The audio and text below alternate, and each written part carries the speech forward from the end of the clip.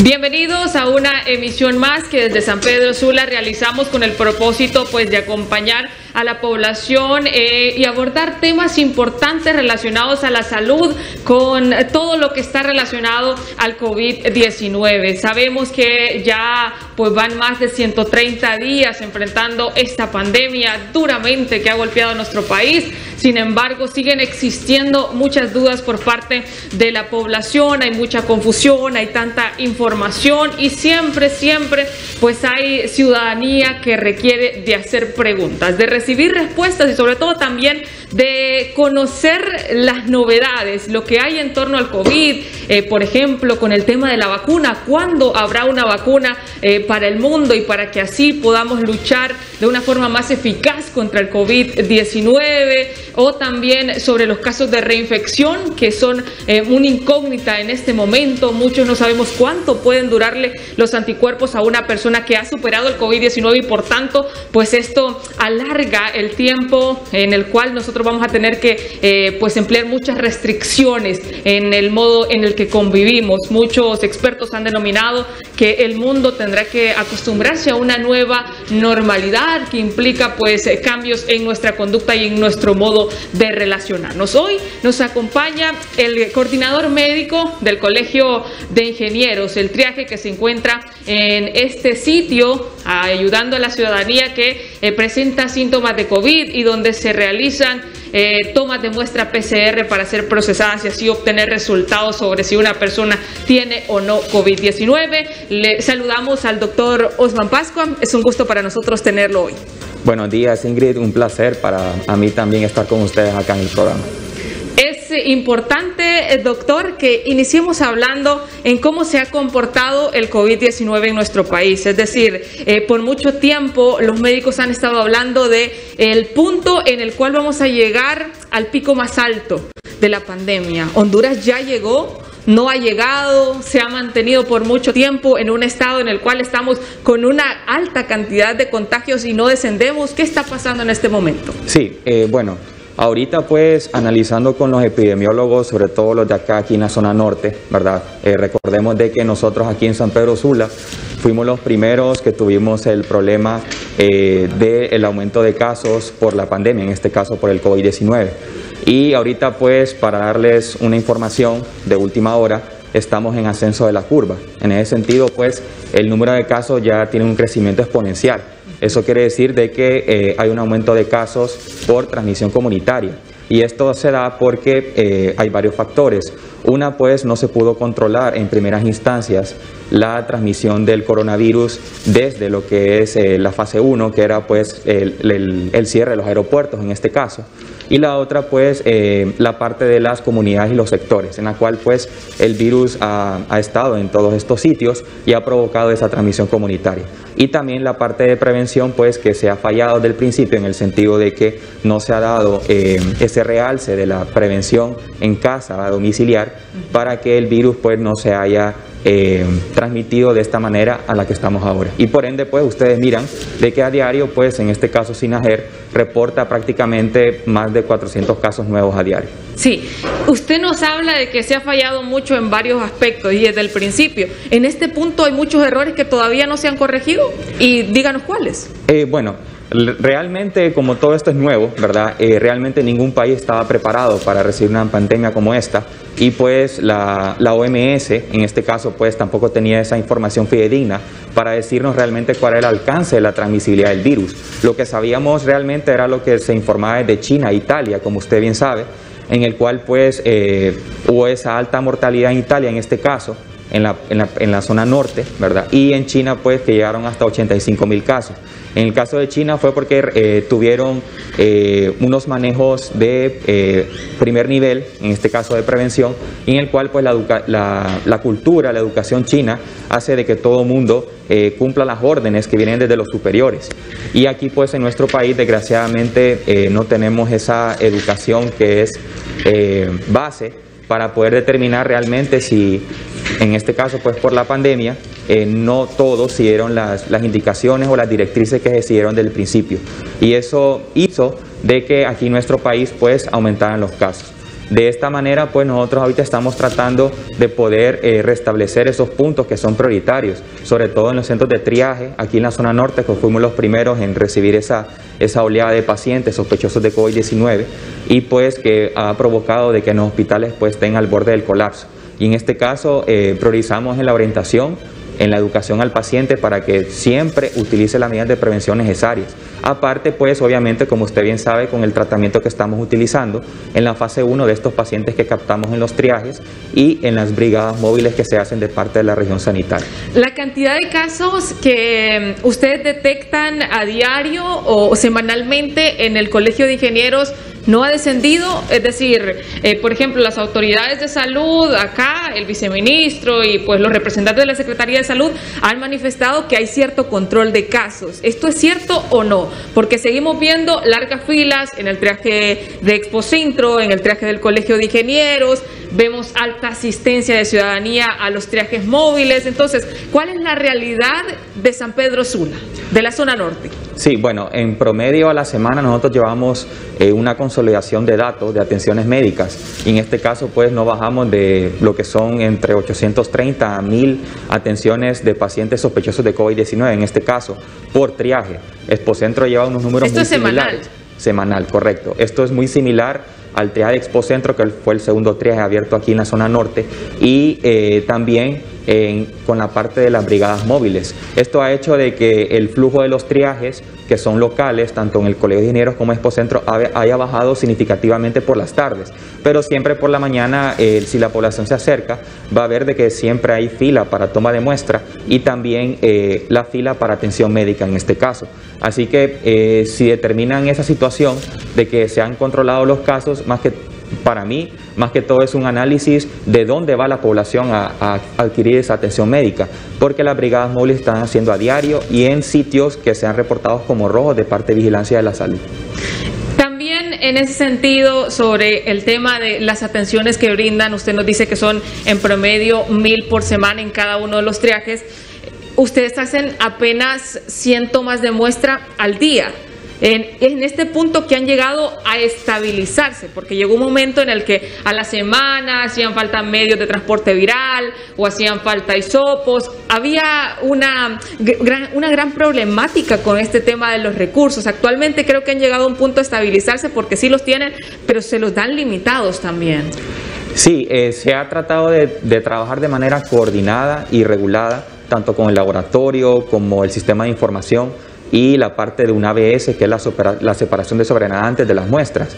Y en este caso, pues, se trata de que no se satura al personal de microbiología, porque como usted bien sabe, al principio había una gran mora a la espera del resultado de la toma de muestra en todos los triajes aquí en la zona norte, y eso provocaba de que tuviéramos resultados en prácticamente más de 14 días. Pero ahora se está trabajando de una manera más organizada gracias a una gran labor del doctor Jason Erazo, en este caso el doctor Cosenza y la doctora Nelly Amador, que es la coordinadora del laboratorio de SENASA, junto con el doctor Leicelar, para que de esta manera el resultado del PCR en tiempo real por hisopado nasofaríngeo saliera prácticamente en 4 a 5 días como ahora. Y eso se hace porque se ha analizado cuánto recurso tenemos, cuánto insumo tenemos y de esa manera cómo poder utilizarlo de la mejor forma. Y eso ha hecho de que mediante una base de datos en OneDrive, en una nube, nosotros tengamos acceso a esos resultados.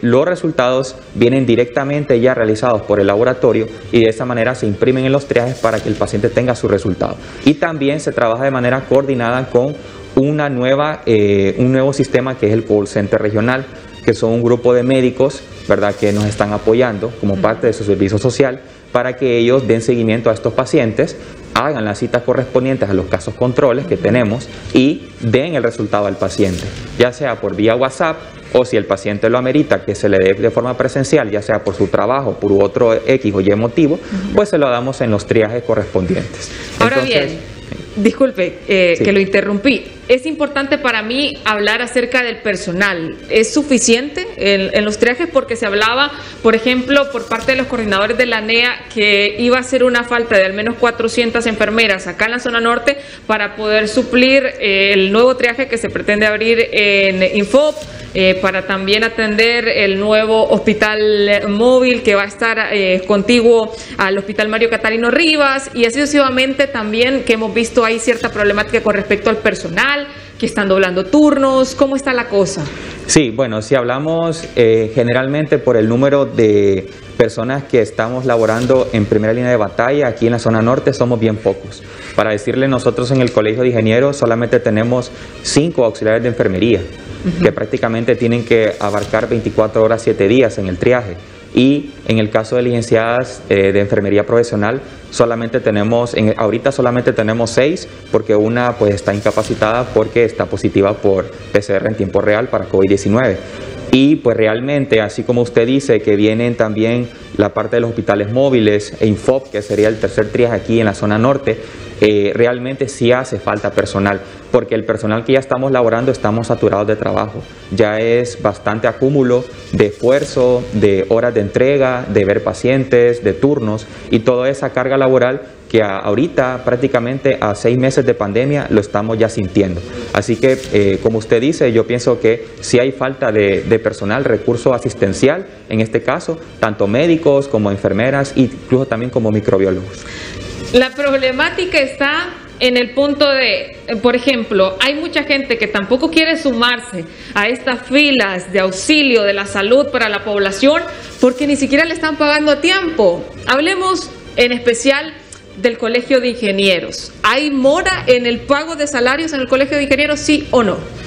Bueno, ahorita nosotros, desde el punto de vista del personal asistencial, no nos han pagado los últimos 2 meses, ¿verdad? Entonces sí hay mora. Yo entiendo de que, bueno, es bastante el personal, pero realmente hasta cierto punto eso pues genera un poco de descontento, ya que nosotros pues estamos trabajando a diario, no hemos perdido lo que es la línea de batalla. En este caso las atenciones pues continúan a diario. Es nuestro deber, nuestra obligación como profesionales poder atender a esta población, porque es el derecho de ellos también. Entonces nosotros pues no podemos perder ese profesionalismo, esa educación con el paciente, que lo atendemos de la mejor forma.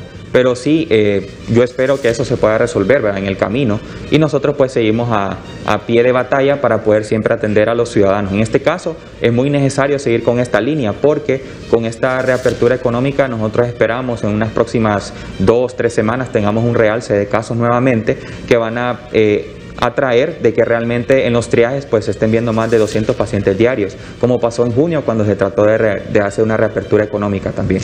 Ahora bien, los médicos entonces que están luchando, que están cansados, como usted bien lo manifiesta, ¿cómo ven y analizan el tema de la reapertura? Es decir, a su criterio, ¿qué debe pasar? Es decir, ¿cuál debe ser la responsabilidad del empresario? ¿Cuál debe ser la responsabilidad del ciudadano, de las autoridades de salud? En el sentido de, mucho se ha dicho, si quieren reabrir, si quieren reactivar la economía, que también es necesario, entonces hay que fortalecer la salud, pero vemos que se da la apertura para que la gente salga, sin embargo, también como que no se están haciendo tantas cosas para mejorar, por ejemplo, los hospitales, ampliar espacios, y hay una gran crisis. Sí. Realmente yo sé perfectamente, nos comprendemos nosotros los médicos la parte de la crisis humanitaria, ¿verdad?, que está a la par de la crisis sanitaria. En este caso sí es necesidad de país, ¿verdad? Comprendemos perfectamente de que hay una demanda por la economía que se ha perdido en este caso, ¿verdad?, por el confinamiento, por el aislamiento debido a la pandemia, pero también está la crisis sanitaria. Y en este caso, si no se hace un balance o una reapertura de una forma muy inteligente, muy exacta, muy explícita, que se respete la salida de la población, que los lugares que se reaperturen pues tengan todas las medidas de bioseguridad, porque ni siquiera se respeta los 2 metros que dice OPS entre cada persona para que disminuya el riesgo de contagio por el coronavirus en este caso, y de esa manera pues evitar de que haya un realce de casos. Eso realmente va a ser un problema que va a ser a largo plazo, y eso se puede solventar desde mi punto de vista si nosotros aquí en nuestro país tendríamos en todo caso una inmunidad masiva o una inmunidad que sea completa en el país, o por lo menos para la población de riesgo, que es esa que va a los hospitales, como usted dice, y prácticamente pues tenemos saturados los servicios intrahospitalarios. Y de esa manera pues la única manera sería que tuviéramos una vacuna en la cual pues se inmunizara a la población de riesgo, en este caso los hipertensos, diabéticos, obesos, como usted bien sabe, y la población que está atendiendo primera línea de batalla, que en este caso el personal de salud, el personal administrativo que se expone también, y la población mayor de 60 años. Ahora bien, sobre este tema de la vacuna, debemos tener esperanzas para que pronto haya respuesta por los países que están buscándola, porque por ejemplo las autoridades de salud en los Estados Unidos no confían sobre las vacunas que ya está anunciando próximamente estarán listas de parte de China y Rusia. Entonces, en ese sentido, definitivamente tendríamos que tener esperanza sobre esa vacuna, o más que todo empezar a trabajar en cómo aprender a convivir con la nueva forma de relacionarnos que existe a raíz de este COVID-19. Sí, yo creo que las dos cosas van de la mano, Ingrid, y realmente lo de la vacuna, pues nosotros ahí en el Colegio de Ingenieros y en la zona norte aquí pues estamos leyendo bastante sobre cómo va a ser la fase 3, la fase de ensayo clínico en los pacientes, y si realmente pues va a ser traída a partir de la OPS para aquí la Secretaría de Salud para que la puedan priorizar con el programa de PAI para el siguiente año. Pero sí, realmente también tiene que ir de la par, y es lo más fundamental de esta enfermedad. Esta enfermedad está a punto de ser declarada como endémica. ¿Qué quiere decir eso? De que va a ser una enfermedad en la cual pues, nosotros tenemos que convivir. Usted bien sabe que nosotros convivimos con dengue, con Zika, con chikungunya, que son enfermedades endémicas aquí en nuestro país y también causan alta mortalidad. Lo que pasa con esta enfermedad, a diferencia de esas, es que es una transmisibilidad por vía aérea. Entonces es más fácil que se transmita. Y de ahí, pues, también, como usted dice, las medidas de prevención tienen que ser muy enfatizadas. Y esa es la debilidad que tenemos, desgraciadamente, en nuestro sistema de salud pública, que la prevención, pues, tenemos que fortalecerla. Y es ahí donde yo priorizo y yo defiendo la idea de los centros de triaje, porque los centros de triaje son de primer nivel de atención, y en este caso tenemos que fortalecer ese primer nivel para que al final podamos convivir con esta enfermedad y, primeramente, Dios, sobre todo, que tengamos una vacuna. En el caso mío personal, pues yo considero que la de Oxford puede ser una buena prioridad en este caso, una buena opción, ¿verdad? Pero hay otras que pues se están analizando, como usted dice, eso lleva tiempo. Pero sí, tenemos que priorizar también la parte de prevención, no hay duda de eso. Ahora bien, si dice que los triajes son una buena alternativa, ¿qué opciones hay en el sentido de, por ejemplo, está el Colegio de Ingenieros, Expocentro, estará Infop, como triajes que reciben a una gran cantidad de personas?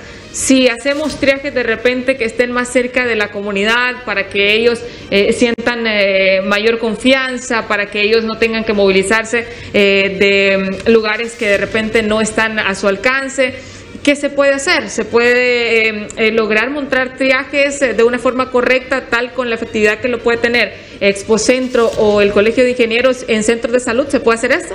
Sí, bueno, ahorita lo que se está haciendo aquí en San Pedro Sula, en el caso con la región metropolitana, la doctora Viactoro, que es nuestra jefa regional, junto con la doctora Kelly Ríos, que es la coordinadora de las brigadas móviles, de los equipos de respuesta rápida.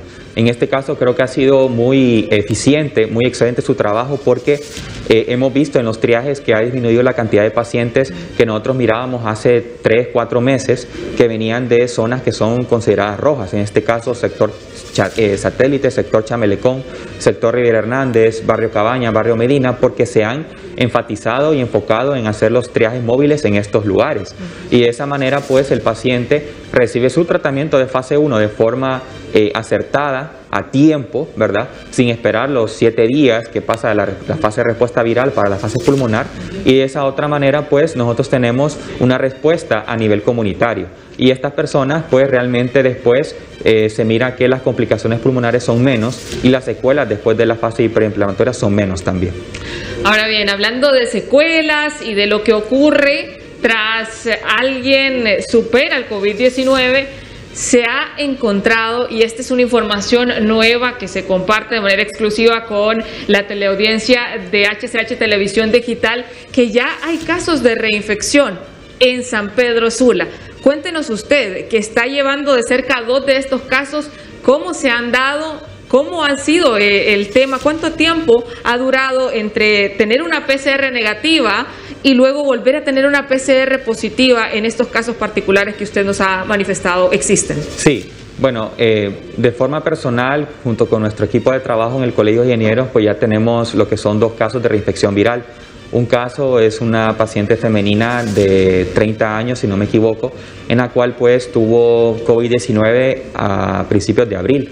Ella tuvo una recuperación un poquito larga, ¿verdad? Pero prácticamente ya a principios de mayo ella pues ya había tenido un resultado de PCR negativo por tiempo real, ¿verdad? Por hisopado nasofaringio. Y pues ahora tenemos nuevamente la captación de esta paciente, en la cual pues acude al Colegio de Ingenieros por un cuadro ya en fase pulmonar con infiltrados, consolidados inflamatorios, ya disnea clínica en este caso, con dificultad para respirar. No desaturada, ¿verdad? Tiene una buena oxigenación en este caso a nivel de los tejidos, pero sí con evidente cansancio. Entonces se le hizo el hisopado nasofaringio y pues el PCR ya reportaba que está positivo. Así que ¿cuánto tiempo pasó esto? Pues más o menos 3 meses. Y según los artículos, los anticuerpos que se generan, o sea la inmunidad que se genera secundaria a la infección por COVID-19, de manera temprana, en este caso en la pandemia, se estudió que era de 2 a 3 meses, así que más o menos puede conseguir el tiempo.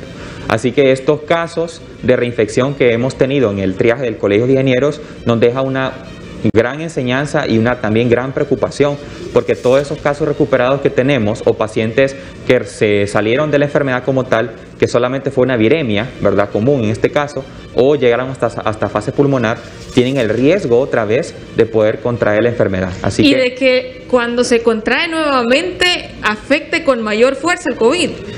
Bueno, no sé si será de la misma manera que con el dengue, ¿verdad? Sabemos que con el dengue, pues, una segunda infección por dengue, de los 4 serotipos que tenemos aquí en nuestro país, pues es más grave. Ahora, habría que estudiar que como esto es nuevo, pues si realmente la segunda infección por COVID-19 pueda tener graves consecuencias, en este caso, las complicaciones agudas. Sabemos, en el caso de esta paciente que le doy seguimiento, ¿verdad?, que estamos documentando el caso, la primera infección por COVID-19 fue una infección leve, ¿verdad? Un cuadro sintomático leve, una fase de respuesta viral en la cual pues ella resolvió sin ningún problema, pero ahorita pues ella ya desarrolló una fase pulmonar. Así que si nos valoramos por este caso, la enfermedad pues ha sido más grave ahorita en la segunda ocasión. Y de eso pues tenemos que tener bastante cuidado con los otros casos que nos puedan llegar de reinfección viral, ¿verdad? En este caso aquí en San Pedro Sula. Esos son 2 casos particulares que usted ha identificado y que ha encontrado a través de este triaje en el Colegio de Ingenieros. ¿Ha estado en contacto igual con epidemiólogos y con el personal de salud de otros centros asistenciales y de los hospitales de nuestro país? ¿Hay información sobre posibles casos de reinfección en otros hospitales, en otros triajes? Bueno, hasta el momento no tengo conocimiento de que hay otros casos de reinfección. Ahora bien, para poder determinar esto como de manera oficial, ¿verdad?, de forma puntual y profesional, lo estamos documentando, se va a presentar a Vigilancia de la Salud aquí en San Pedro Sula, a la región metropolitana a la cual pertenecemos, y de esa manera pues se va a discutir y toda esta información tiene que ser llevada a Tegucigalpa hacia el coordinador de vigilancia, que es el doctor Homer Mejía, ¿verdad?, el cual pues él recibe toda esta información y la presenta a CDC y a la OPS para que se pueda reportar estos casos como reinfección viral de COVID-19. Hasta el momento la CDC y OMS no han reportado ni un tan solo caso a nivel mundial de reinfección por coronavirus. Entonces nosotros vamos a hacer el trabajo correspondiente para que esta información la tengan las personas pertinentes en la materia, los epidemiólogos, ¿verdad?, que están en Tegucigalpa, para que lo puedan reportar de forma oportuna y que se le dé seguimiento a estos casos. Como usted lo manifestaba, esto eleva la preocupación en el sentido de mucha gente podría confiarse, es decir, tras haber tenido el COVID, de repente los síntomas fueron leves o fue una persona asintomática, pero la persona considera que ya tiene anticuerpos, que ya está bien, que no va a poder contagiarse de nuevo, y esto de repente lo anima a soltar las medidas de prevención, a relajarse un poquito más, quitarse la mascarilla de repente, o no usar tanto gel antibacterial, no lavarse las manos con frecuencia. En ese sentido, pues consejo para la población, a que no realmente, aunque haya tenido COVID-19, no hay que relajarse. Claro. Nosotros siempre a los pacientes en los triajes, tanto en Expocentro como en Colegio de Ingenieros, enfatizamos en el uso de mascarilla, el distanciamiento físico, el lavado de manos y el uso de gel antibacterial o algún atomizador de alcohol, como usted dice, para estarse desinfectando frecuentemente. Estos pacientes tienen que tener más cuidado, sobre todo si la población que se infectó por COVID-19 allá por abril, mayo, deben tener bastante precaución ahorita, ya que es un tiempo estimado de 2 a 3 meses que estamos analizando que puede haber casos de reinfección. Así que, como usted dice, tenemos que siempre enfatizar en la educación al paciente, la orientación comunitaria. La parte domiciliar es muy básica. Un paciente, por ejemplo, que haya tenido COVID-19 tiene que tener esa educación en la casa. Siempre mantener distancia con la familia si presenta algún síntoma sugestivo, en este caso. Y los pacientes que están sintomáticos en la casa también tienen que guardar distancia, por lo menos 2 metros, confinarse en su cuarto, utilizar solamente de uso exclusivo su baño, utensilios de cocina y todas las medidas de bioseguridad adecuadas. Y realmente solo salir si es una emergencia o amerita salir. O en todo caso, si es muy sintomático, mandar a otro familiar o a otra persona que vive en la casa para que no tenga una reexposición viral. Porque eso fue lo que pasó al principio. Muchas personas, ya sea por necesidad o por algún otro factor, estas personas tuvieron bastante reexposición viral y esa carga viral hizo de que tengamos también pacientes que son jóvenes o que tal vez son hipertensos que no se dan cuenta o que son debutantes, en los cuales los tenemos en los hospitales y están en cuidados intermedios. Así que eso también es de analizarlo. Ahora bien, sobre este tema de la reinfección, usted nos manifiesta que de manera oficial no se ha presentado en el mundo casos de reinfección, sin embargo mediáticamente sí los hemos escuchado y sí lo hemos visto. ¿Usted se refiere a que de repente los organismos que están regulando todos los asuntos de salud no los han reportado, a pesar de que tal vez mediáticamente sí? Bueno, realmente para reportar un caso de reinfección tiene que hacerse bajo un seguimiento científico, ¿verdad? Hay ciertos pasos. Lo primero es recopilar toda la información clínica, anamnesis, laboratorio, estudio de imagen y la documentación mediante expedientes clínicos en las cuales pues nos reflejan y nosotros veamos que realmente sí es un caso de COVID-19 que fue, en este caso, pues los que yo estoy manejando, estoy documentando, fueron en abril y ahorita pues tenemos nuevamente la reinfección. Que son 3 meses después, según lo que usted manifiesta. Correcto, así es. Y de esa manera pues pasa en los otros países. Me imagino que se están documentando todos esos casos, se da seguimiento y se tiene que reportar a vigilancia. Vigilancia es quien tiene que reportar a nivel central, en este caso a Tegucigalpa, para que de esta manera pues puedan reportar estos casos a OPS y a CDC para que se puedan documentar. Ese procedimiento, ese proceso es algo específico, hay que hacerlo bien, ¿verdad? Porque es una información tanto de un paciente en el cual pues tenemos que abarcar la parte de confidencialidad y también la parte de que es algo que tenemos que hacerlo de manera científica. Así que eso lleva tiempo, pero sí es una realidad en el sentido de que sí, en la parte de primer nivel de atención sí tenemos esa captación de esos casos. Ahora, habría que estudiar por qué es, ¿verdad? Entonces está la parte de los anticuerpos y está la parte de que el virus del coronavirus es un virus ARN y por lo cual las mutaciones están al sol del día y puede ser otra mutación, otra cepa en la cual pues este paciente pues se reinfectó y tuvo las manifestaciones clínicas. Hablando de cepas y de otros tipos de coronavirus, justamente pues esa es una información que ha generado más alerta, más preocupación, el tema de que hablan de que el coronavirus, el COVID-19 puede estar mutando y por lo tanto de repente a usted le dio de una forma y luego sí se puede reinfectar justamente porque es otra cepa. Sí, en Estados Unidos lanzaron un artículo en el cual decía de que hay una cepa nueva que es tanto europea como gringa, en la cual pues el nuevo coronavirus tuvo una mutación muy específica, en la cual lo hacía más contagioso, mayor contagiosidad, pero menos virulencia. ¿Qué quiere decir esto? De que el virus es más contagioso entre persona a persona, pero que es menos agresivo. Es decir, que va a causar menos complicaciones, la tormenta de citoquina va a ser menor y la fase pulmonar pues no se va a ver tanto. Pero como usted dice, este virus realmente puede mutar de una forma rápida, ¿verdad? Yo tengo un buen amigo que está en Francia, ¿verdad? Está estudiando todo lo que tiene que ver con enfermedades infecciosas y tropicales y lo que es la parte de virología. Y él manifestaba en una ocasión de que para aquel entonces en Francia ya habían detectado 30 cepas. Entonces estamos hablando de que realmente los casos de reinfección son posibles desde el punto de vista biológico, ¿verdad? Y eso hay que tomarlo en cuenta. Ahora bien, sobre otro tema que también es fundamental está los espacios abiertos versus los espacios cerrados y el contagio de COVID-19. Hemos visto que al principio se decía, sí, las personas que salen a hacer ejercicio no deberían hacerlo si no están usando mascarilla. De repente al principio sí había menos intención de la población de salir.